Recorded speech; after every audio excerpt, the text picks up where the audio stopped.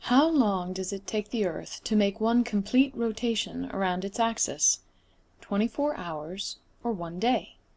If we look at the same image of the globe, but from the top, looking down the axis from the North Pole, we see the Earth is rotating counterclockwise around the North Pole.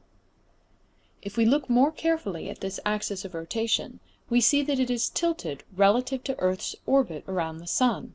Instead of being perpendicular, it's tilted 23.5 degrees. How long does it take the Earth to make one complete orbit around the Sun? 365 days, or 1 year. During Earth's orbit around the Sun, it follows a nearly circular path, but with a small elliptical eccentricity. The Sun is not in the center of the ellipse, but one of the focal points. Bottom line, the Earth is a little closer to the Sun every January and a little further away every July. Does that cause us to have seasons? Let's think about it. We'd expect the planet to be a bit warmer overall when we're closer to the Sun. When does that happen? January. Is that our warmest season in the northern hemisphere? No. So the seasons must result from something entirely different. Let's return to the tilted axis of the Earth. As the Earth orbits the Sun, it goes through 365 daily rotations, while the axis maintains its tilt. On the June 22nd solstice, the tilt causes the North Pole to face towards the Sun, while the South Pole faces away. When the Earth's orbit takes it all the way around to the December 22nd solstice, the North Pole is now tilted away from the Sun and the South Pole towards. This tilt explains why the North Pole experiences winter in January, while the South Pole is experiencing the opposite season, summer. The North Pole is facing away from the Sun and gets less overall sunlight. The South Pole is facing towards the Sun and gets more. To understand this more fully, let's look more closely at how the Sun's rays hit the Earth. First, notice that halfway in between July and January, during the September 23rd equinox, the tilt causes neither pole to face away or towards the Sun. As the Earth rotates every 24 hours, each area of Earth's surface will receive 12 hours in view of the Sun and 12 hours out of sight of the Sun. 12 hours of day, 12 hours of night. Equal lengths of day and night is why this time is called an equinox. As the Sun's rays hit the surface, they are strongest at the equator, directly in the middle, where they hit at a 90-degree angle. As Earth moves towards the December 22nd solstice, the North Pole tilts further and further away from the Sun. At its maximum tilt on solstice day, the Sun's rays are now hitting directly at 23.5 degrees south latitude, or the Tropic of Capricorn.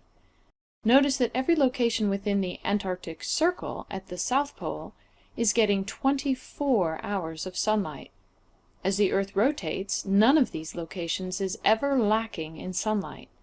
This creates the summer season for the southern hemisphere. In the northern hemisphere, inside the Arctic Circle, the reverse happens. 24 hours of darkness, winter season for the north.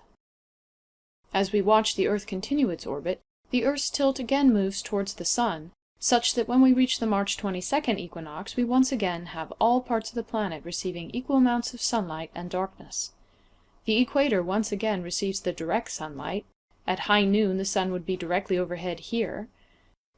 Returning back to the June 22nd solstice, we see the tilt move the North Pole towards the Sun, so that the North Pole receives more and more hours of sunlight each day.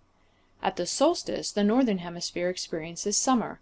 All points within the Arctic Circle experience 24 hours of sunlight, and the Sun is directly overhead, providing its most intense heating at the Tropic of Cancer, at a location 23.5 degrees north of the equator.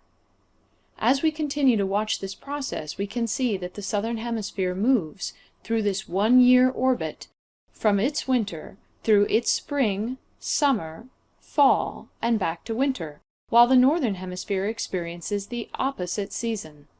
Note that each solstice and equinox represents opposite seasons in opposite hemispheres. The winter solstice in the northern hemisphere is the summer solstice in the southern.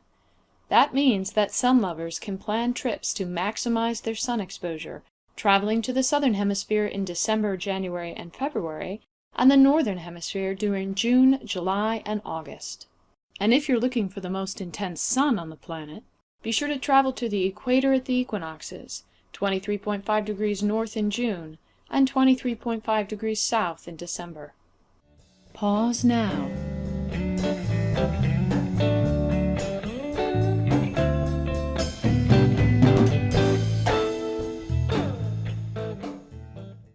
For more information and more detail, continue on to the next video in this series.